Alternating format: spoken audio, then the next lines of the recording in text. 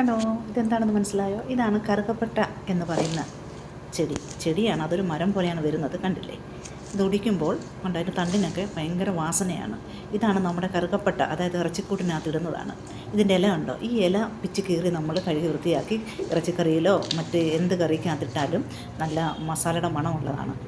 കണ്ടില്ലേ? ഇതാണ് ആ ഇല. ഇതിങ്ങനെ അടർത്തി നല്ല വൃത്തിയാക്കി നമ്മൾ എടുക്കുകയാണ്. അതിനുശേഷം ഇത് ഒരു ബക്കറ്റിനകത്ത് നിറച്ചും വെള്ളമൊഴിച്ച് ഒരു 2-3 പ്രാവശ്യം നല്ലതായിട്ട് അതിനകത്തെ ചിലന്തി വലയും ചെറിയ പുഴുക്കളോ കുത്തലോ ഒക്കെ ഉണ്ടെങ്കിൽ അതെല്ലാം വൃത്തിയാക്കി നമ്മൾ കഴുകി വാരി വെയിലത്ത് വെച്ച് ഉണങ്ങാൻ പോകണം. കാരണം ഇത് നമ്മുടെ പ്രവാസ ജീവിതത്തിലേക്ക് കൊണ്ടുപോകാൻ വേണ്ടിയാണ്, വിദേശത്തുള്ളവർക്ക് കൊടുക്കുകയാണ്. ഓക്കെ, ഈ എൻ്റെ ഒരു സുഹൃത്തിന് വേണ്ടി വെയിലത്ത് വെച്ച് ഉണക്കി വിദേശ രാജ്യത്ത് കൊണ്ടുപോകാൻ വേണ്ടി തയ്യാറെടുക്കുകയാണ്. ഈ ഇല എല്ലാ കറിക്കും ഉപയോഗിക്കത്തില്ല. ഇറച്ചി മസാല ചേരുന്ന കറികൾക്ക് മാത്രം, ചിക്കൻ കറി, കടല, അങ്ങനെ മരം നേരത്തെ 3-4 വർഷം മുമ്പ് എൻ്റെ വീട്ടിലുണ്ടായിരുന്നു. വീട് പണിക്ക് വേണ്ടി അത് വെട്ടിക്കളയേണ്ടി വന്നു. ഇന്നും ആ ദുഃഖം എൻ്റെ മനസ്സിൽ നിന്ന് മാറിയിട്ടില്ല.